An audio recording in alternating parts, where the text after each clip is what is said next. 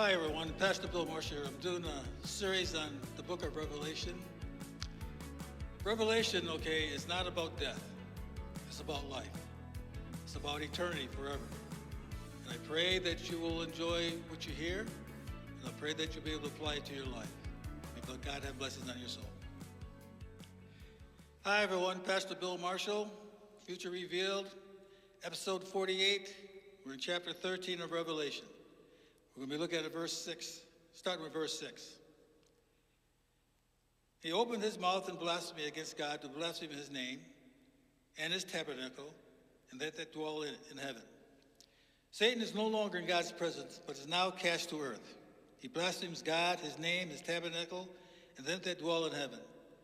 Them that dwell in heaven would not only be the holy angels, but also raptured saints, which would be us. Verse 7.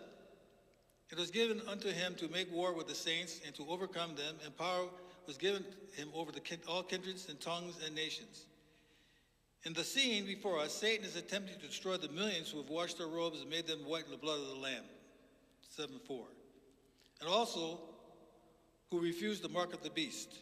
Instead of experiencing defeat, though, they overcome him by the blood of the Lamb and by the word of their testimony. During this time, the Antichrist controls the entire world. He is exercising power over all kindreds, tongues, and nations. You realize that God has given him power and limited it for 42 months. So we know he is in the driver's seat. Still, this is a mystery of God, why he allows this to happen. Verse 8. And they that dwell upon the earth shall worship him whose names are not written in the book of the Lamb, slain from the foundation of the world. We have already been told, verse 4, that they will worship both the dragon and the beast.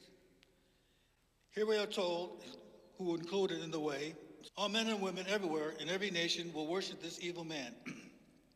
They will reject the true God as God, even though they no longer doubt his existence. Yet they will believe that this man and his master, Satan, is greater and more powerful than God, and should therefore be worshipped. That is, he will be obeyed rather than God. So they changed the truth of God into a lie and worshiped and served the creature more than the Creator. Romans 1:25. The purpose of Satan to take the place of God in this future great tribulation, great tribulation, is the motivating power behind Satan's activities today.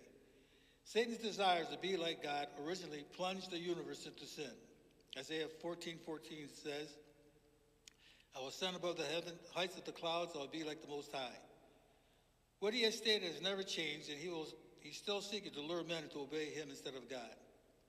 In the Great Tribulation, this purpose will be more definitely clear, and after its manifestation will be brought into divine judgment. Verse 9. If any man have an ear, let him hear.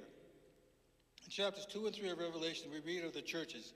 God has taken out the churches from tribulation. If any man means there's an invitation to the whole world. Verse 10.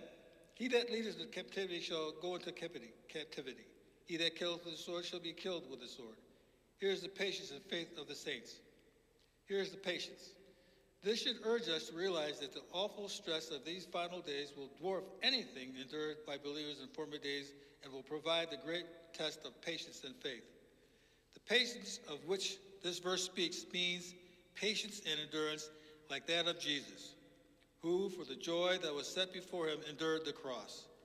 Hebrews 12:2 says, looking unto Jesus, the author and finisher of our faith, who for the joy that was set before him endured the cross, despising the shame, and is set down at the right hand of the throne of God.